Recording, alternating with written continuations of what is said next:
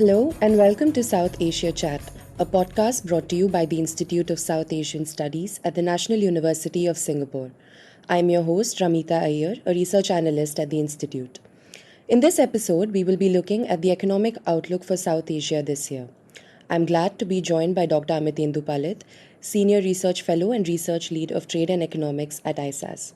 We will be discussing key economic issues over the past year and the prospects for the year 2023. Dr. Palit, welcome to South Asia Chat. Thank you, Ramita. It's a pleasure to join you on this conversation today. Starting off on a broader note, over the past year, the subcontinent has faced several challenges on account of global developments, which include the aftermath of the COVID 19 pandemic, the supply chain disruptions due to the Russia Ukraine war, and predictions of a global recession affecting at least a third of the world. Could you throw some light on these international developments and how they shape the prospects for the region this year? Thank you, Ramita, again. I think you correctly pointed out the situation that is facing not just the South Asian region, but the world at large. Yes, there is every possibility that much of the world will experience an economic contraction in this particular year, which is the calendar year 2023. According to the International Monetary Fund, more than one third of the global economy is expected to experience a recession. But one of the things to be noted in that regard is much of it is expected to be confined to the Atlantic region of the world, insofar as the impact of the recession is concerned. Europe is particularly likely to take a pretty bad hit. And then again, parts of America might also experience contraction. The other somewhat disappointing feature in this regard is that if we look at the engines of the global economy, so as to say, we normally identify Europe, the United States, and China as the three main poles of global growth. But unfortunately, this is turning out to be one of those rare years where we don't really see any of these three major poles really coming out with a lot of growth impetus from their side. So in that case, the issue that has surfaced now is that what does this mean for South Asia? I think what it means for South Asia is the fact that when one looks at South Asia's integration with these three particular growth poles of the world, all of which are important markets for South Asian products and at the same time important sources of material and products from South Asia as well. South Asian countries have their largest integration with these particular economies of the world. It doesn't augur too well, and given the fact that it is coming at the back of a situation where there are already problems that are coming in so far as the Sri Lankan situation is concerned. Sri Lanka is experiencing a tough situation. There is also problem that is being faced by Bangladesh, that is a problem that is being faced by Nepal. So all these, I think, are turning out to be difficult conditions, and South Asia should be prepared for facing a fairly tough year ahead. Thanks for that, Dr. Palit. Another significant point to note is that, which you mentioned, which is that various countries in South Asia have also been impacted by their own internal political and economic crises. Sri Lanka, for one, has faced its deepest economic and political upheaval in 2022, and it has been largely agreed that misguided economic policies over the years is at the heart of the problem. While the country is on a road to recovery from these issues, a large economic debt and public disaffection towards the administration makes the path a hard one. Could you please share your thoughts on this?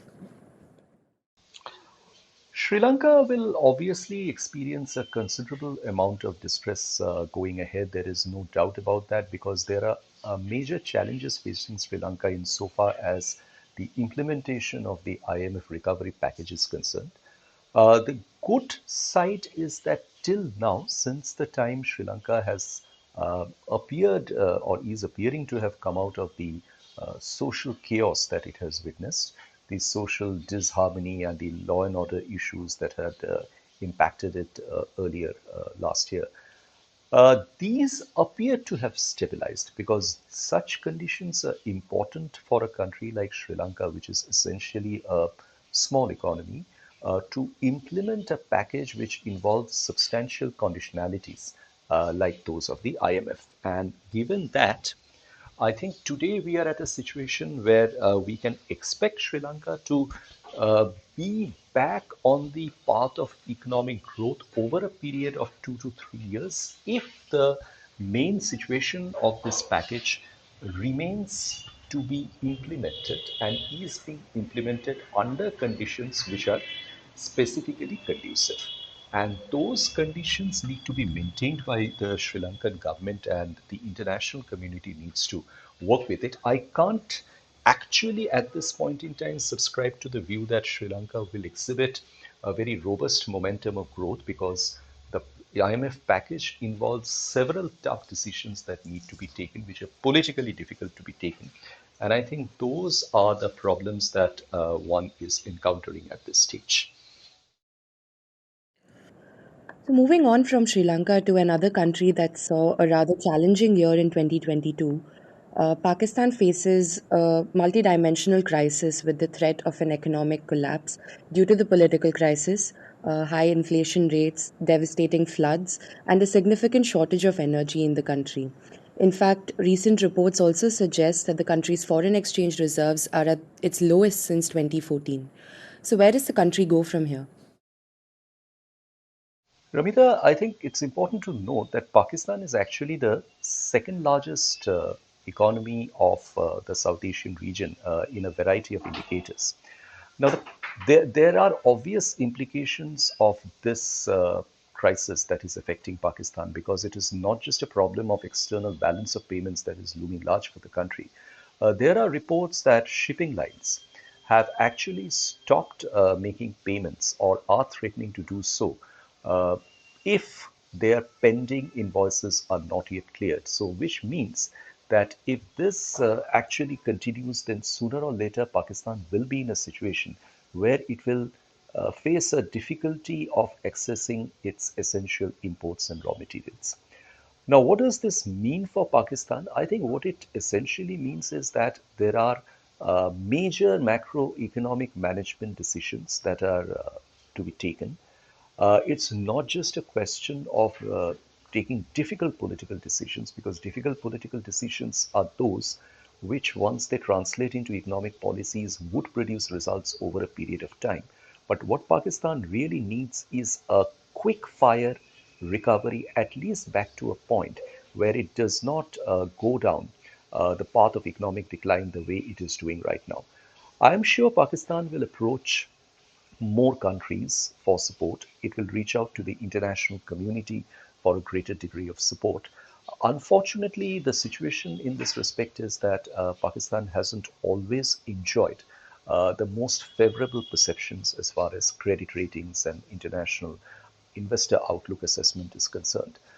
But on the whole, Pakistan's decline is bad news for the South Asian region. And I think to put it in the perspective, there are other economies of the region too, which, if you wish, we can discuss further, which are not really looking in the best of shape. And those taken together do not imply very good tidings for the biggest economy of the region, that is India, because once India has its neighborhood economies experiencing economic distress of the kind that they are, India's own economic challenges are going to mount further. We will come to India in a bit, but another interesting development in the subcontinent over the past decade has been the rapid growth of Bangladesh, which has been hailed as the basket case for economic growth and development in the region. Over the years, the country has also started playing an important role within the South Asian subcontinent in the form of a foreign loans provider to other countries, including Sri Lanka. But the World Bank has also predicted some challenges for the country this year. What is your assessment of Dhaka's growth story and where is it headed in the coming years? I'm afraid, Ramita, Bangladesh, yes, indeed, it has been one of the brightest spots of the South Asian region. Its performance on social and human development, as we all know, has been commendable.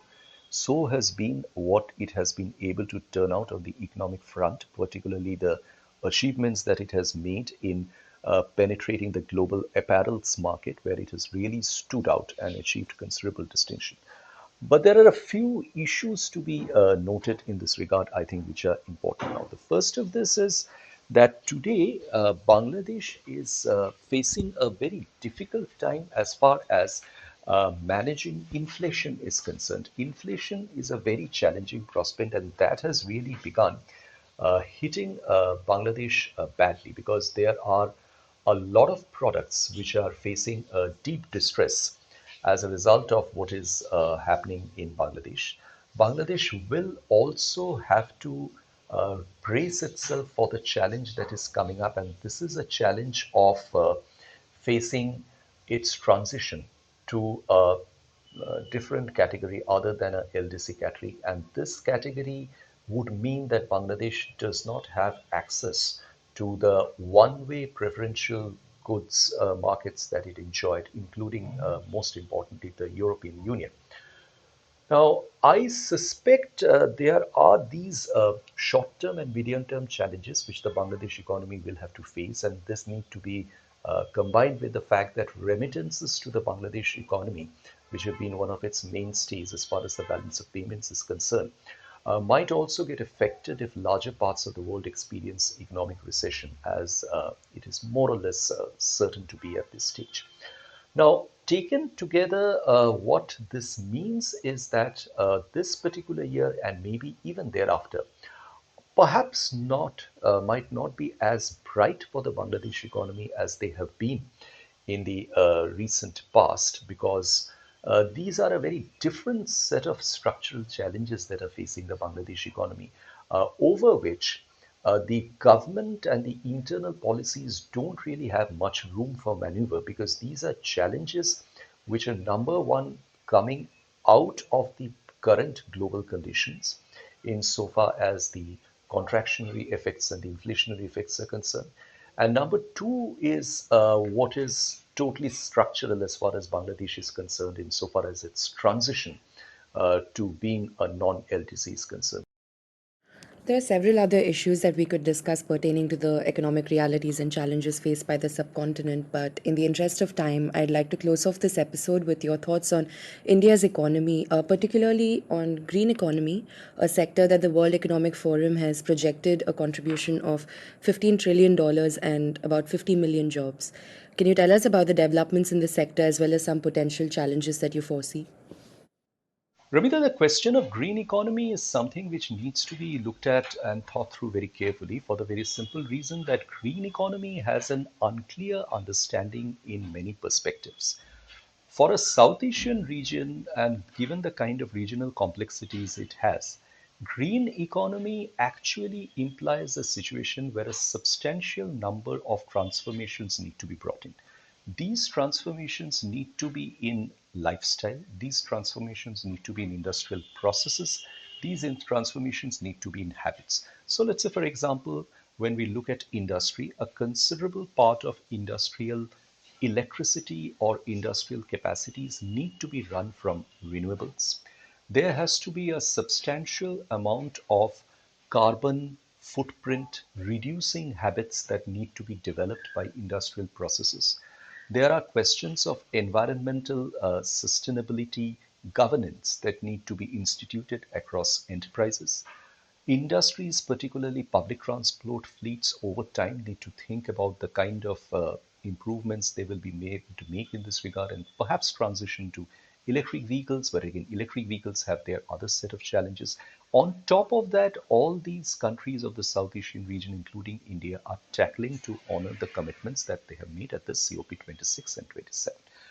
I don't think it's fair to expect the region to produce very startling positive results soon on, because the region has very serious issues of its own.